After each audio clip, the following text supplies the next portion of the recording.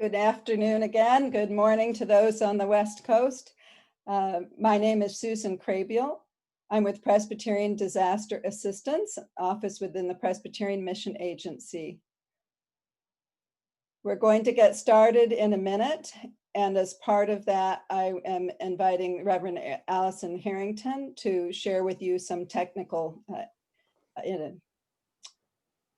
instructions for today's meeting. Welcome, everyone. We're so glad that you're joining us. We want to make sure this is a smooth process for everyone as we navigate this new technology. And so what I'm going to do, I'm going to reclaim host for a moment, Susan, so I can share these slides.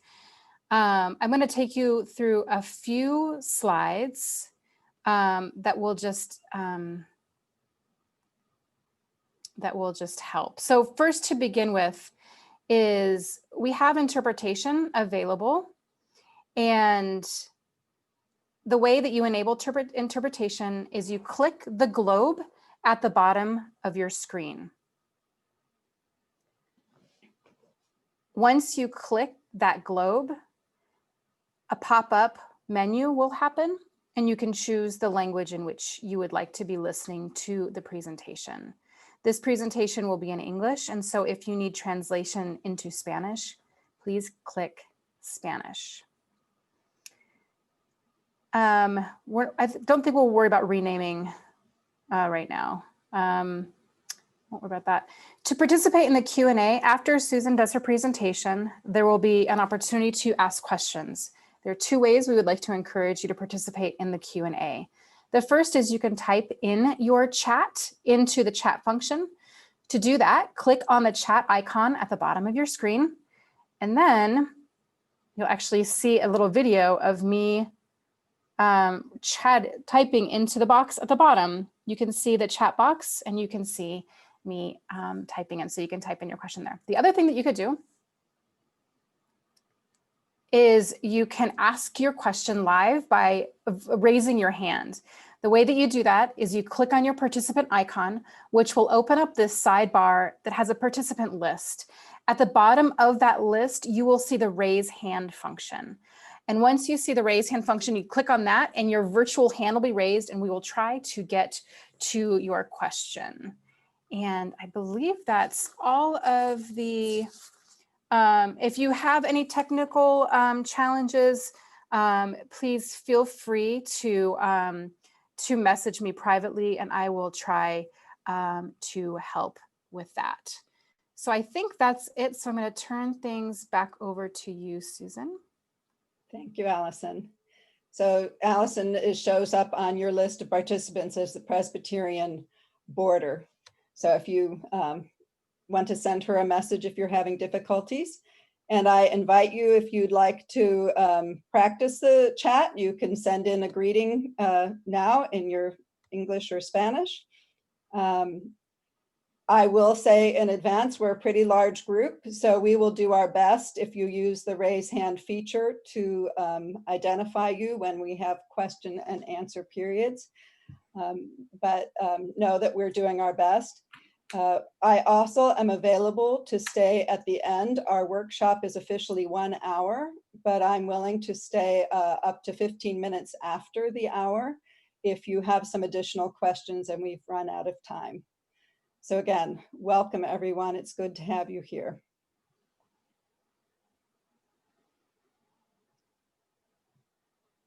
And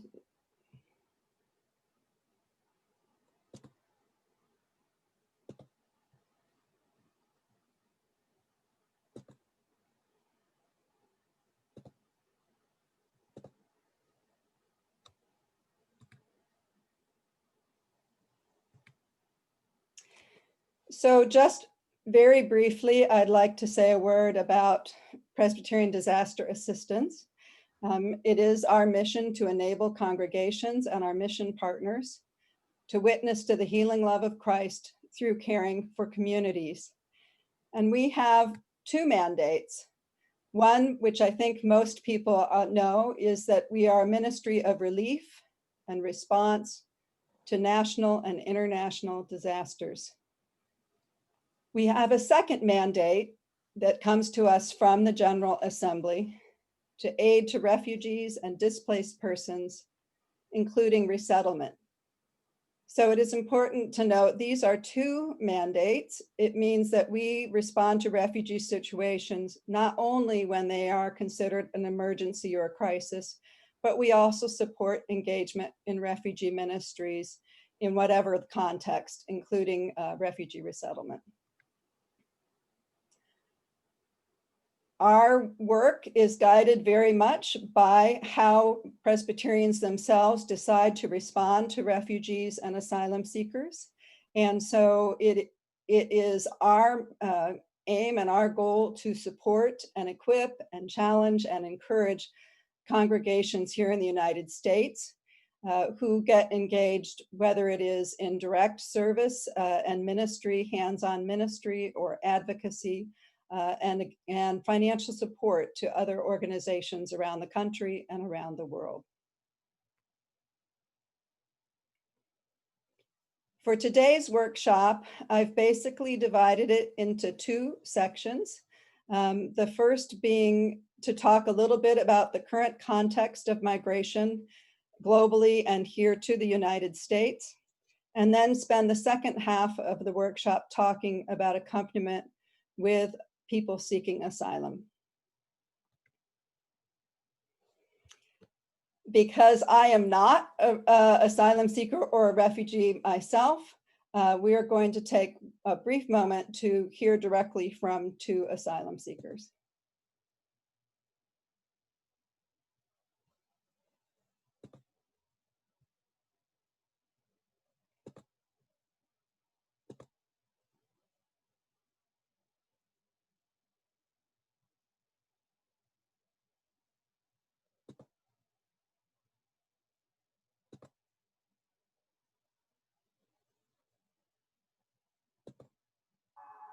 أربعة عامات تصنيحة مخلات ماسر يجن أي حيوانات معناته الحاجة نحن نسوي لكم حيوانات مثلا سنة حيوانات سلازيلة مستقبلا أنا بيت ماسر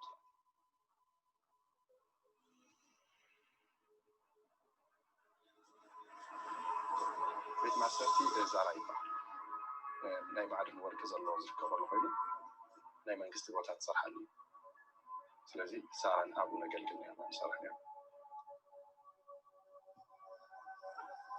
ማሰርት ያቆና አብጎል ተሰራህ አብጎል በይቃት ድከስ ተኸይብ ጋፋታት ካብዝ ድማኔ ድስ ወዝረኸውኩት ዝሕልዋና ዝነበረ ምስተቆሱና አርባዕተ ሰባት ግን ድቂ አጋጣሚ ኮይኑ ዝዕድል ዝሰዝኸና ግን ካብ ሃገር ይኮት ኢለውን ሓሲብ ስለዚ ፍልጥ በዛ አጋጣሚ ነዛ ድል ምትካ አርባዕተ ሰባት ተማኺርና እውን ኣይኮነም መፅያ በዕድል ይናውት Yo era director de un medio de comunicación. Me comenzaron a extorsionar y entonces cuando ya no pude pagar las extorsiones, mataron a mi hijo. Las autoridades no hicieron nada. Entonces cuando no respondieron a mi demanda, empecé a demandar, a denunciar por las redes sociales, por todos los medios que pude tener a mi disposición. Y eso no le gustó a muchos, sobre todo al jefe de la policía de mi pueblo. Quisieron que al final yo tomara la decisión. Estoy huyendo de los delincuentes, pero también estoy huyendo de la policía. Y yo no quería arriesgar mi vida, pero no tenía opción. I've talked to thousands of people in detention, and every one of them, there are pieces of those stories that stay with me. When you see what it means to have lived through war, what it means to have lived through seeing family members killed in front of you, having been in jail where people were actively torturing you. Almost everybody, I think it's not an overgeneralization, almost everybody who comes seeking asylum is in some level of post-traumatic stress. They've suffered violence, they've witnessed violence, they've been threatened, plus all of the stress of the voyage that they've taken. And then they're locked up for months on end. They come here for protection. They come here because they think of America as the land of freedom. and then find themselves sitting in a jail cell.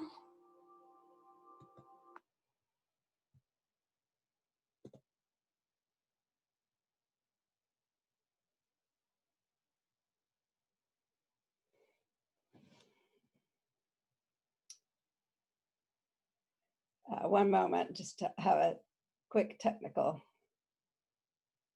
I've lost Allison.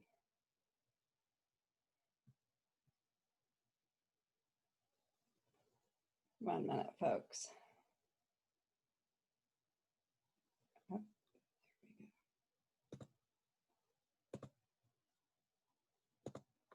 Okay.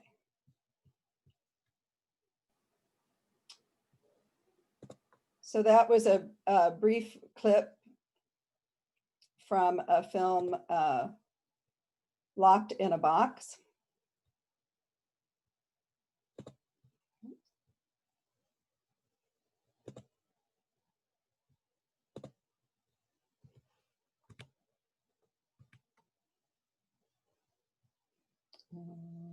Let's see.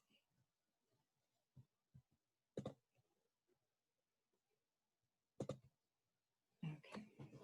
So let's zoom out real quickly to the global situation. And I have shared these slides with you all so that you can go back and look at all these numbers and other data after the workshop. I'm going to move through them rather quickly because I think we can sometimes get lost in the enormity of the movement going on around the globe. But I think it's important for us, especially for people in the United States who often think that we are the center of the global displacement. We know there are about 80 million people currently forcibly displaced. This is a term to refer to people who are not choosing to leave their home to study or go to work for personal betterment, but people who believe that they have been forced to leave, often due to war, conflict, persecution. Those 80 million people include people who are still inside their country, but forcibly displaced from their hometown, as well as those outside their country. So of those 80 million, we know that at least 26 million are considered refugees. So these are people that are outside the country. Another 45, 46 million internally displaced, so many more than half. There are over 4 million currently considered asylum seekers. Asylum seekers and refugees are terms that are used to talk about people who are seeking protection from a country other than their own. In the US, we've come up with a specialized word called asylee, but in the rest of the world, we talk about a refugee seeking asylum, that is, that a government has yet to recognize them as a refugee, and those who are refugees. We also know there are now about 4 million Venezuelans who are displaced outside of Venezuela. Some of them have sought official protection as a refugee or asylum seeker, and others have managed to find protection in some other temporary way. Maybe they've gotten permission to work in one of the neighboring countries, for example.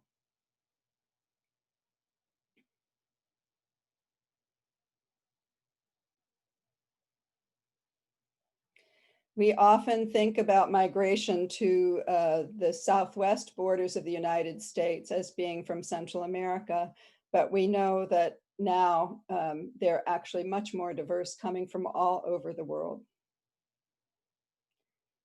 So where are these refugees in the world? You might be surprised to know the #1 host country in the world these days is Turkey. #2, Colombia.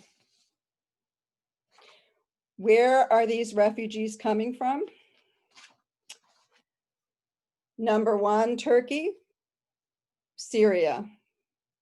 #2, Colombia, as I just mentioned, Venezuela, Pakistan and Germany, Uganda, and then ranked among number 5th, the USA and Sudan. Imagine that Sudan and the US are both hosting a little over 1 million refugees each. The US, a country of 328 million people, and the Sudan, a country of 41.8 million people, a country that has its own internally displaced. In fact, about 85% of the world's displaced are hosted in countries that are considered developing countries of the world. When we talk about people who are displaced, particularly in refugee law and refugee conventions, we talk about 3 long-term solutions. The number 1 solution being able to return home. The vast majority of people displaced want to go back to their home country when it is safe to do so. The second is settlement, being able to stay in the country where you fled. So that neighboring country, or usually a country in the same region where that person has relocated. And the third is resettlement. Resettlement, unlike settlement, is very small percentage of the world's population, where somebody is already outside their country, and then a third country like the United States agrees to receive them.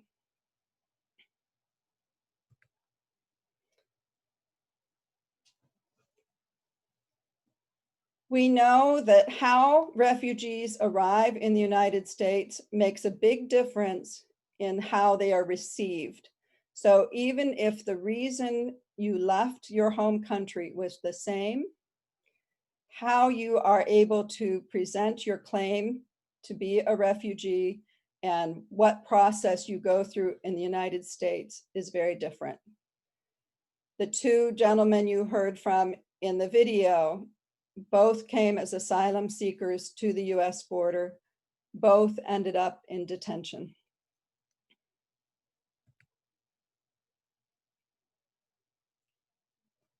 There's been so much talk about what's happening at the border. You're going to hear much more from people this weekend who have on the ground experience with that. But I again wanted to just remind us of the overall context. This is a graph by the US government of people that have been apprehended along the US border with Mexico. The red line is actually the current year. So you see that that's actually one of the lowest lines on the graph. The tall orangish line on my screen is 2019.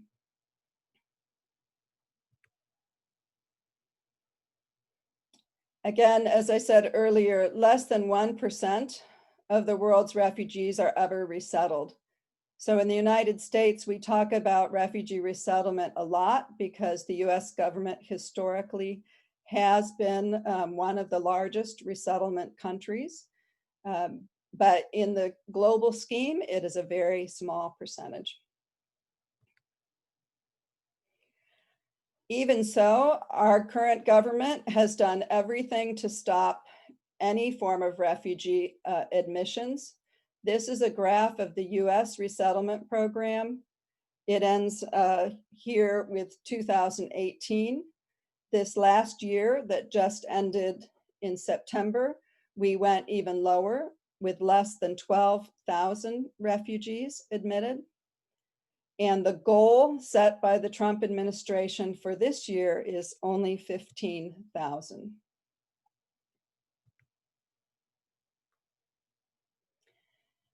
We have about 200 detention centers around the United States. It struck me a few years ago in doing these presentations that we have almost the same number of refugee resettlement offices as we do detention centers. The US has peaked in this last year with detaining as many as 45,000 people on any given night across the country. The largest providers or of detention centers are for-profit companies. We're going to talk a little bit about, it's important to think about the detention because for those who are able to cross the border these days, they're often placed initially in a detention center. So when we talk about how churches are able to accompany and assist asylum seekers, they're often dealing with people coming out of a detention center.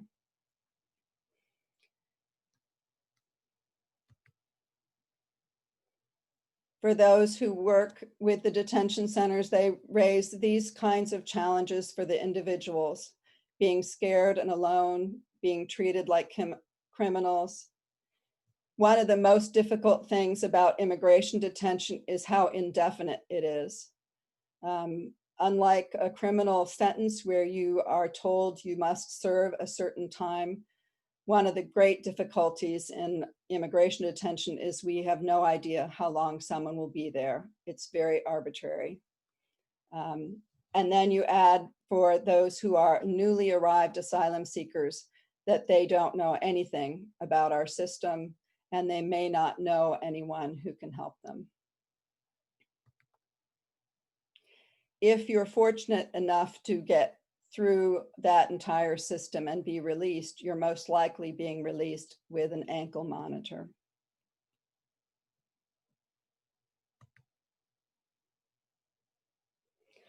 So before I move to the next section, I am going to stop sharing my screen and open it up to see if there are some questions or comments about.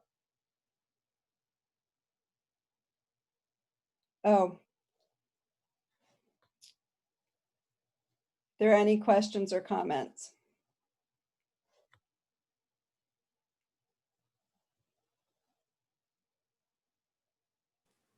People can either put your question or comment into the chat, or you can raise your hand and I will unmute you so you can ask your question directly to Susan.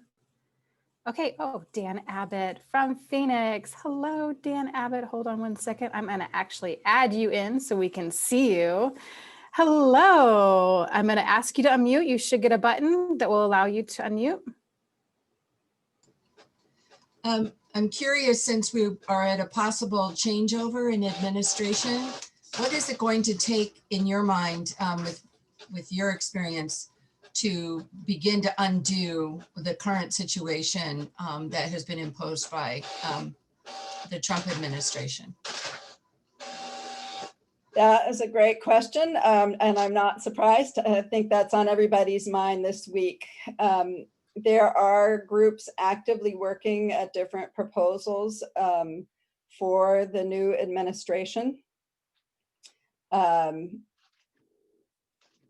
I personally believe there's going to be some things that are going to be easier for the new president, if approved and certified, to change. So for example, President Biden's camp has already come out with statements related to refugee resettlement, and we expect that that could be changed rather quickly and rather easily. There are so many procedures and policies that were done at the procedural level that could be changed that would make a huge difference. There are active discussions around what it would look like to end the Remain in Mexico policies, to stop the metering. What kinds of proactive things could we do so that the government could do it in a more humane manner?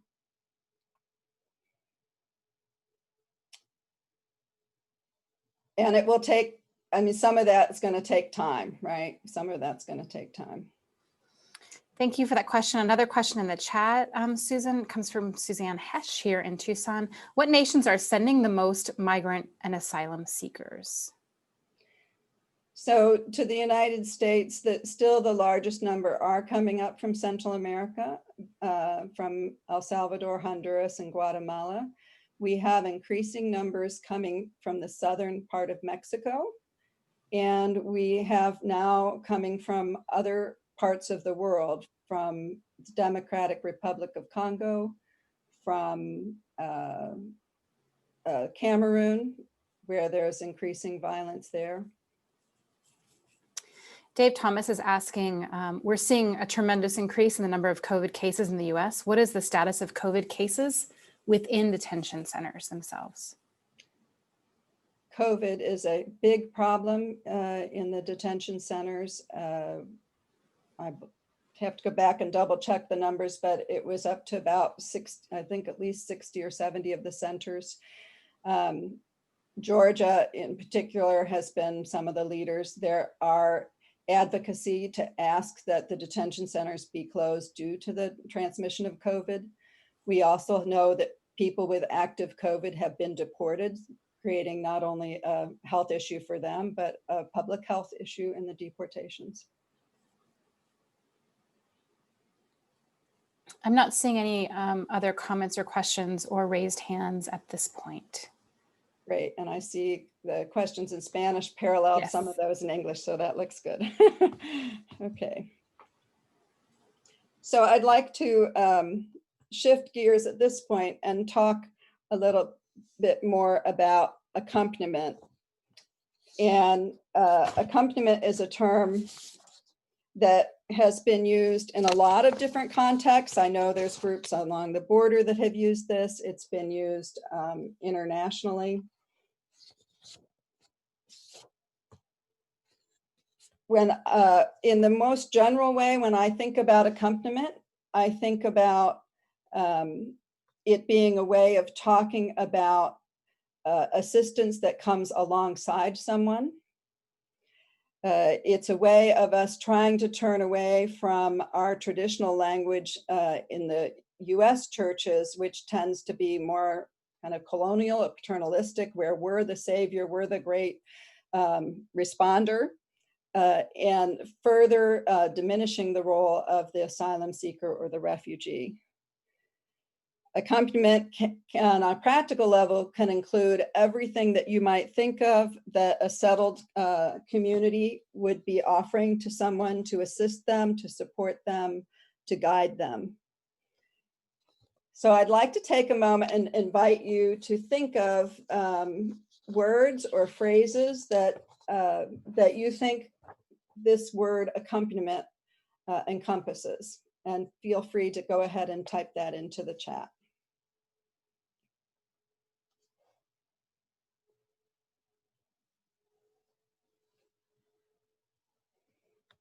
What other words do you think of when you hear being present, support,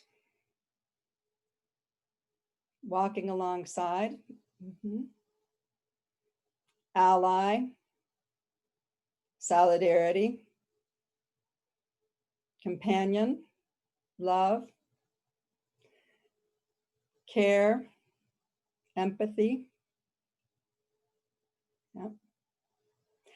advocacy, compassion, love for others. Those are all wonderful words, and I saw sanctuary cities up there as a specific example. Mentor, Christ-like, yep, without judgment. Another term that is often used when we think about asylum seekers, especially coming into the United States, is sponsor. And I do want to just say a word about that because sponsor is a term that's used by our immigration system. And so it has a very specific meaning in that somebody is making an official commitment. So for someone who is in the detention system, for example, if someone is willing to fill out a form and officially say that they are going to sponsor that person, they are making a commitment to the US government that this person will not need public services. and that becomes a condition for how they get released from the detention centers. That term sponsor is also often used in the refugee resettlement community, because again, in that context, the government asks for a community or individuals to make a formal commitment to support this person, and particularly in their financial needs. So accompaniment may include that formal sponsorship, but it may not.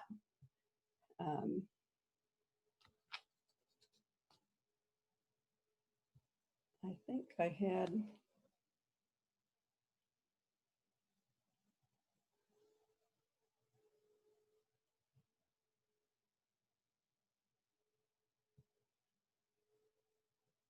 I'm going to try this again. Evidently, I was sharing the wrong screen with you last time. So That looks good, Susan. that's the right one. Okay. Make sure I've got two screens going here, and it doesn't always work the way I think it's going to.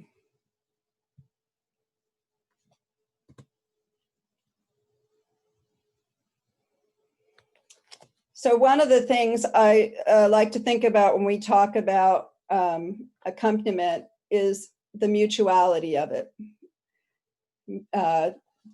This particular list of experience was in the context of visitation and accompanying people through a detention visitation. But I think it's also a wonderful description of the mutuality that happens when a person in the host receiving community chooses to accompany and walk alongside a newcomer. And much of what we hear about is not only the overcoming the trauma before the person arrived to the United States, but also breaking down the indignities that the person had to suffer in entering the United States or in the detention system.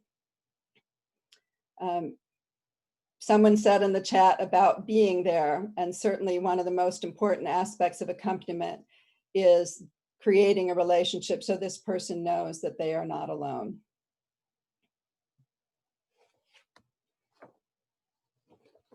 When I think about accompaniment, I think about it as being more than just the logistical things that one has to do. But often when I talk to church groups, that's the first thing that comes to mind, are all the kind of tasks or activities that a church might undertake to accompany someone. So I'd like to, again, to invite you to type into chat or raise your hand if you would like to be called on, unmuted. What are some of the things you imagine that churches or groups get involved in when they're accompanying somebody who is new to a community, very limited ties, and if we're talking in the case of the United States, facing most likely a long immigration court case. If they are lucky enough to already get their asylum, they still have many steps to go. So take a moment to think about what are some of those kinds of activities.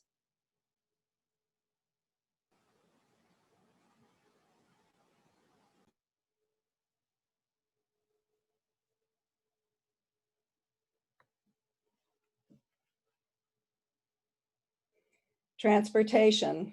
Transportation's a big one for people, right? Listening. Addressing criticism from neighbors or maybe even fellow church members. Living space. Community integration, employment. Information about rights.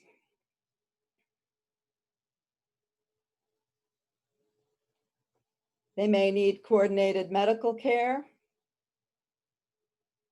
Translation and interpretation, welcoming, legal assistance, groceries, yeah. Food, clothing, mental health support, English lessons, clothing, spiritual support. You all are awesome. These are definitely the the kinds of things that people think about on a logistical level when we talk about accompaniment.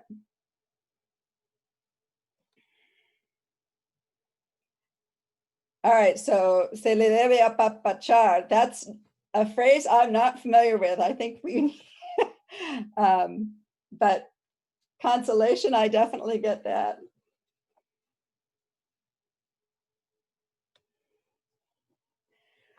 So what I'd like to do, though, is talk a little bit about what are the other elements of accompaniment that are not, because so often groups get caught up in the tasks. And if you stop to think about it, you can figure out what those tasks are. Those are pretty straightforward. It doesn't take a lot of rocket science. But what we often don't think about in preparation are what I consider the work of the heart involved in accompaniment.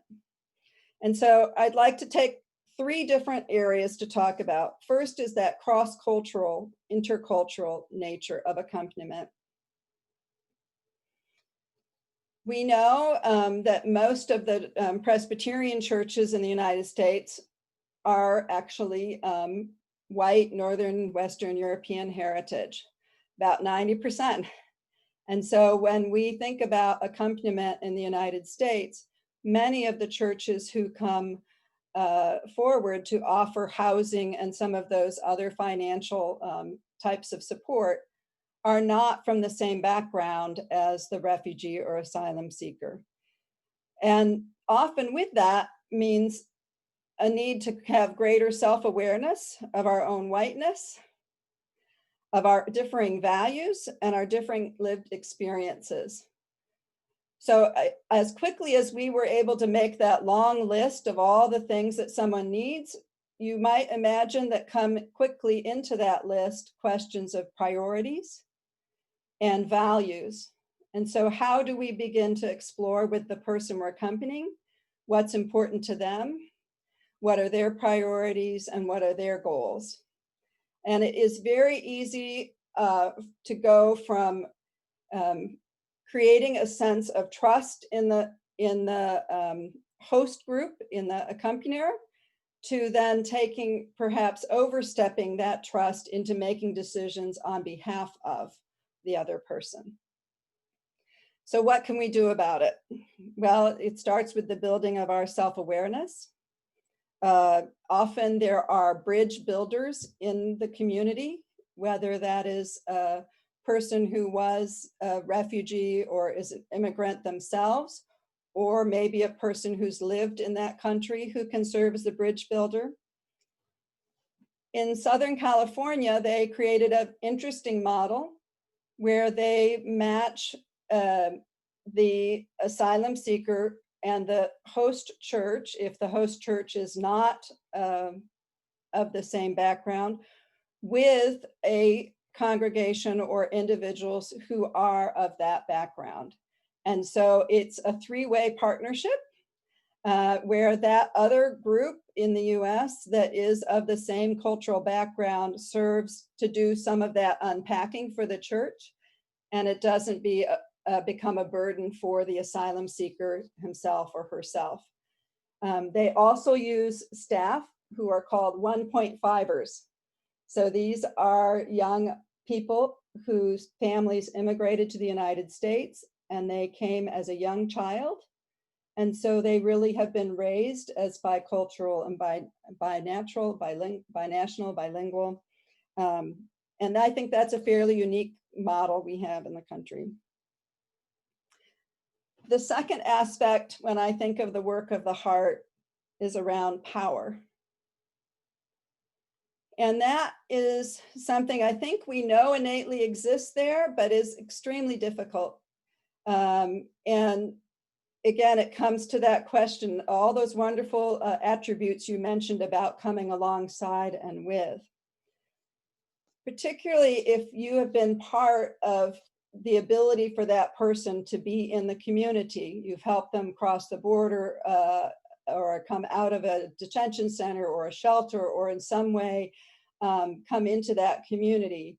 You have, in fact, been part of what might be seen as a rescue for that person.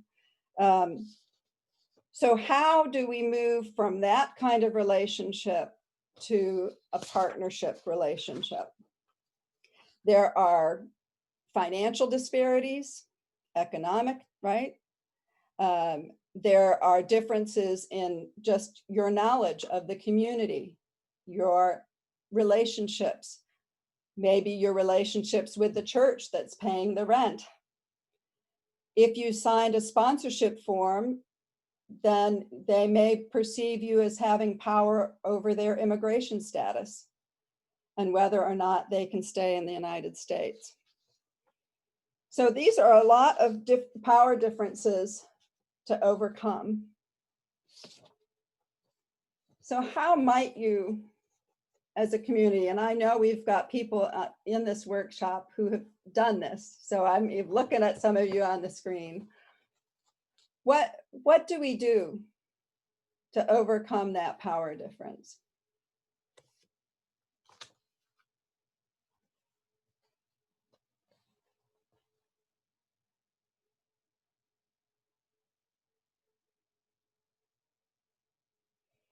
Any ideas?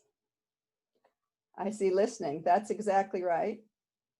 It's so easy to go from preparations before the person is with us to continuing that pattern once they're actually with you.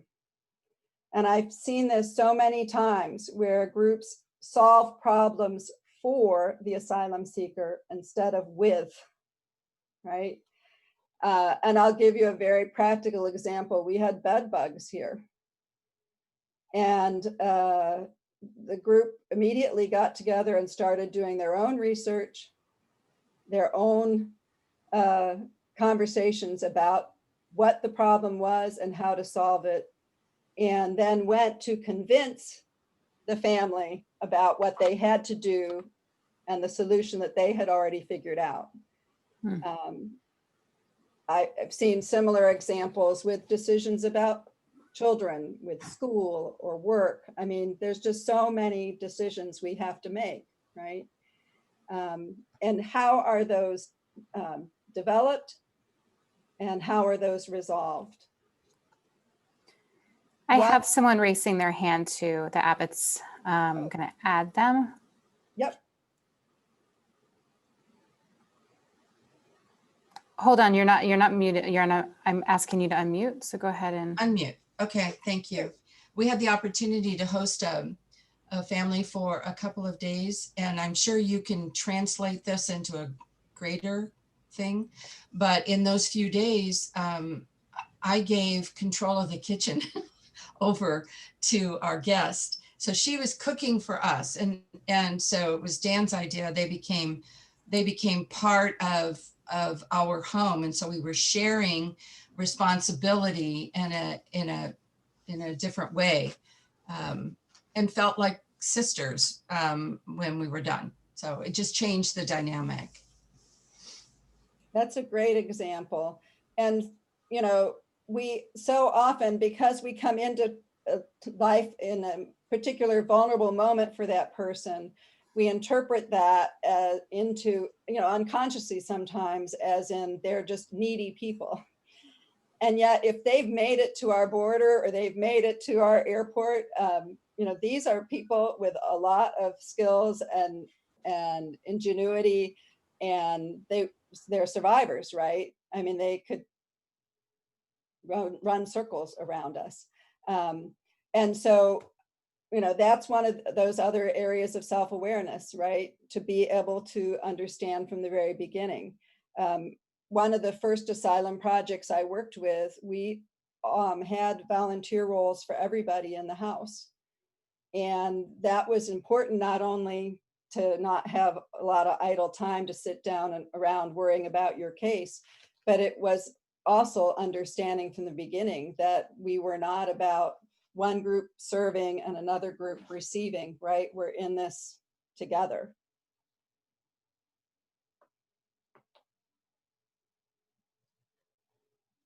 Any other examples?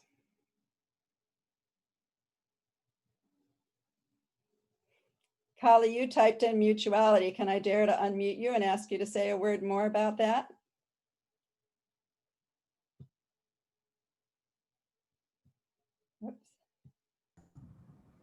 So we're working in immigrant communities here in South Texas, and we include the members of the communities in all the decision making. And just to be mindful of that mutual respect. And also with our Cuba partnership also is a partnership of mutuality. Yeah. Thank you. Yeah, and it's easier said than done, but I think those examples about how you set the stage from the beginning in those conversations, the ability to hear somebody say no, sometimes it's on something small, maybe insignificant about, I don't know, Halloween, for example, but other times it may be something more important. And then the last category is thinking about trauma and the impact of trauma on the relationship. And this is particularly important when we think about people who are still in the immigration process, because so often in the receiving community, we like to think about the traumas being past and jump to this being a time of recovery. But what we have learned from people in the mental health community is that as long as their immigration status is unsettled, so as long as they're waiting for a determination by the government, they are still in the trauma. It's not past. Secondly, going back to our cultural differences, is how we cope with that trauma might be very different. So certainly as faith community, we have a lot we can offer in terms of spiritual and emotional support, but we also need to recognize that the way that they might cope is not something we would immediately recognize. Those of you who are participating in some of the workshops coming up on resilience we'll think about some of this then, but we know that there are physical reactions that we have for coping with trauma.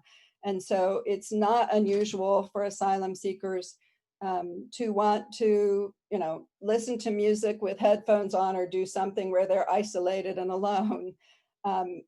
We know that physical activity, sports and other things like that can be emotionally healing. So it's not just those traditional things we think about of sitting across a room from somebody and sharing our problems. People may not want to talk about their trauma. They may not want to talk about their trauma in their home country. They may not want to talk about their trauma in the detention centers or at the border. And all of those things we need to take into consideration when we take the trust that has been given to us. When I think of all of these different levels together, it really comes down to what many of you talked about in the chat, listening and communicating. So for someone who is in that experience, they are operating sometimes without their full range of emotions and their full range of being able to think through things, right? If they're still coping with that trauma. So having times for just check-ins, having times where you are clear in your boundaries. Again, this comes into that mutuality. So often I've seen people over-volunteer. So they overcommit, not in the sense of spending too much time, but without thinking about how you might do that in a way that is showing it as a partnership. So maybe I don't need you to do something for me every time, right? And maybe I don't know what other limits are on your life and what other commitments you have and what other challenges you have. And I've seen people in that mode then build resentment because they're not getting the gratitude or the appreciation they expected, or because they offered to do something once and now it's expected to be done every time. So how do we enter in honestly into this relationship, giving of the abundance that we have, but also recognizing our own limits and being able to have that honest conversation. One of the ways that groups do that is actually creating a formal covenant. So actually setting down as a group with the family or individuals and agreeing what is the covenant you have together around how you are going to share the household if you're sharing living space. What are the contributions of different family members if you're under the same roof, or even if you're doing that in another location?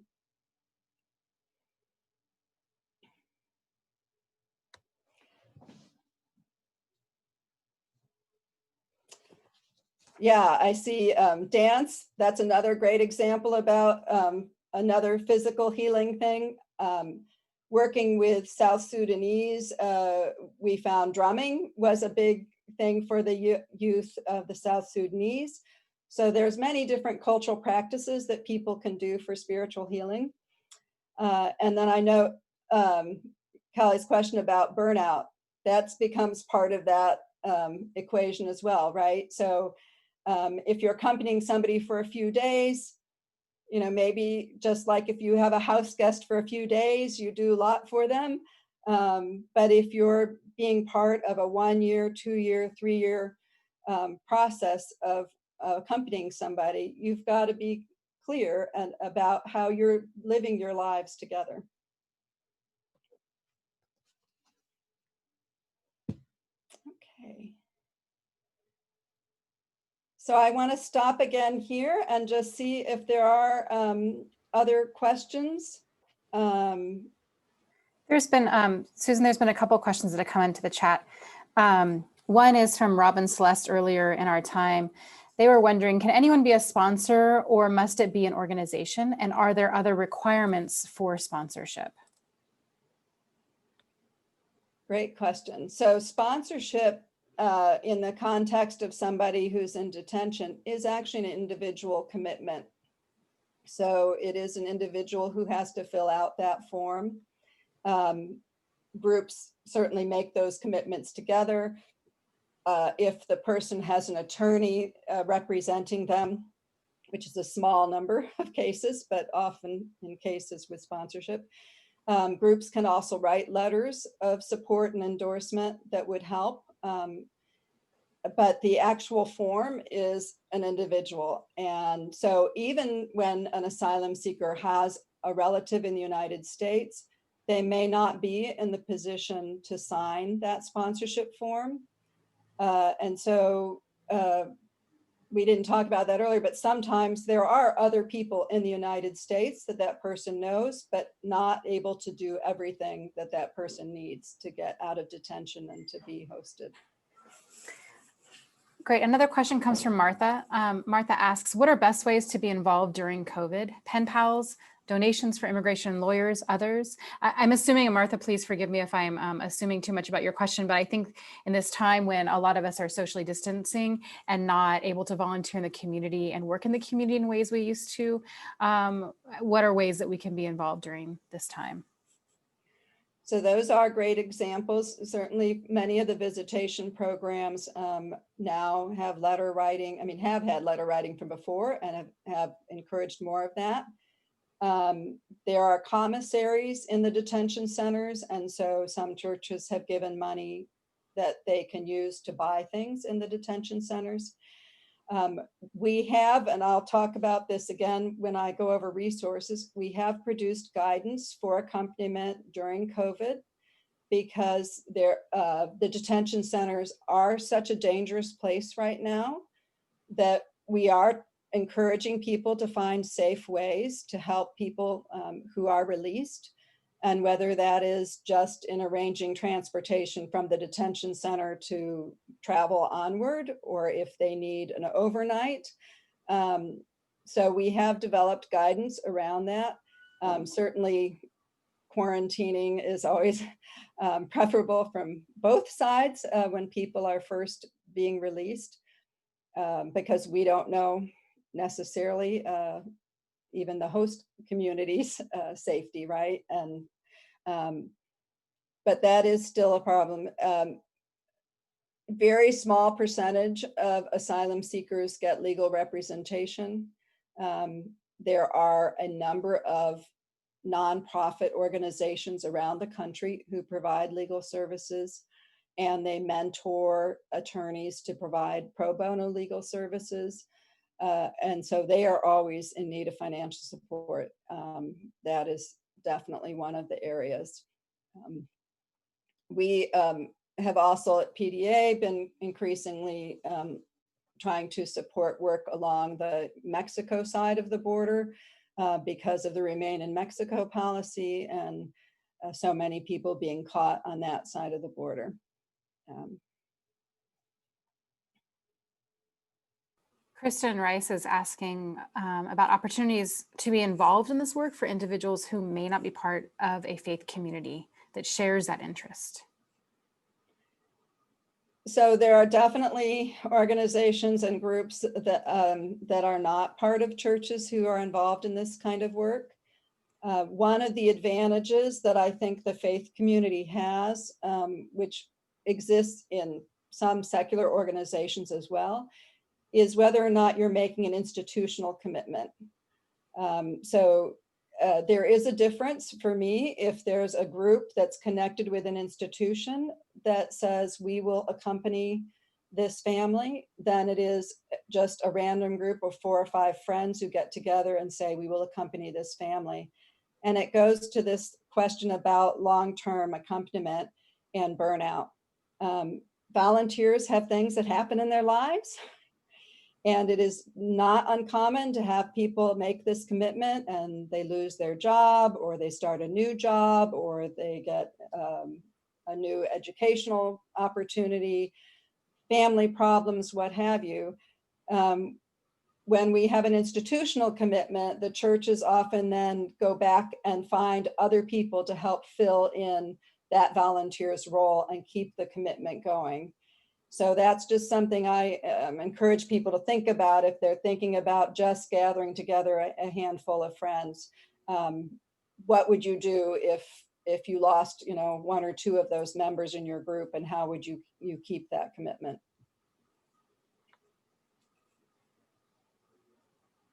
There's a couple other questions. I know you wanted to maybe share some resources, and some of those resources might help folks with these questions. I don't know. But one was, what about healthcare? Is it the sponsor's responsibility to help with healthcare? And also many of the families, Robin Celeste are asking, many of the families that they are accompanying want work. What can we do to help an undocumented person find work? Yeah, so the form doesn't specifically talk about medical care. That is certainly one of the big challenges in terms of access to resources. Fortunately, there are groups that have put together resource lists of clinics that are available to undocumented persons. Some cities, like the sanctuary cities, often don't have questions around immigration status for access to that. But a person who is seeking asylum, who has not yet been received asylum, is not eligible for Medicaid or any of those kinds of public services. And there was one other. It was about how to help people find work. Oh yeah, the work. So, I mean, that's been a relatively creative thing for people to think about. If they are seeking asylum, they are supposed to get a work authorization within 6 months. That does not often happen. It's often longer than that, but they are supposed to be eligible for that. Many have found ways, kind of through what we were saying about volunteering, have found ways to create work and income that is not necessarily a paycheck, right? So finding other ways that you can provide financial support in exchange for work that they do. And sometimes through the church and through the faith community, you can find those opportunities where people are able to do informal work and get stipends or housing or other benefits in exchange for that labor. Oh. Okay. So we're almost out of time, so I do want to quickly make sure I'm sharing the right one.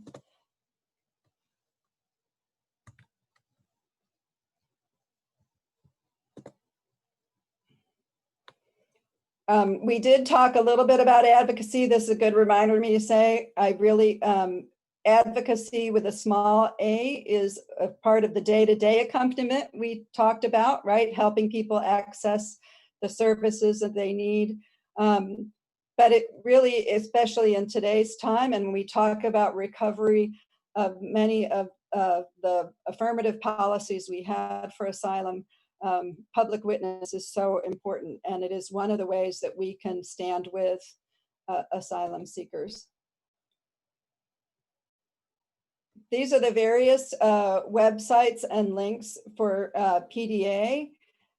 You should have received with an email handout that includes this information as well as the many other offices of the Presbyterian Church that are have resources or information related to asylum, immigration, peacemaking.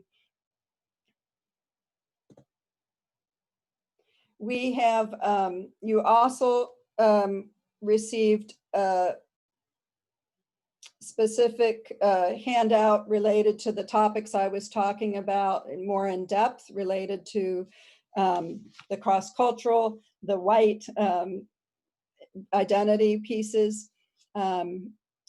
We have on our PDA websites, we have a resource around Asylum Accompaniment Toolkit. We have another, sorry, didn't mean to. We have an Asylum Accompaniment Toolkit for churches about all of the things. So it lists out all those kinds of practical things you were talking about that one might need to consider. And we have a separate guide for guidance specifically around COVID. Church World Service just produced a new manual called Community Support. It is written with a view towards refugee resettlement. So much of the initial conversation, introductory language is around resettlement. But again, they have a lot of helpful language to think about the overall context about what do we mean by welcoming and integration.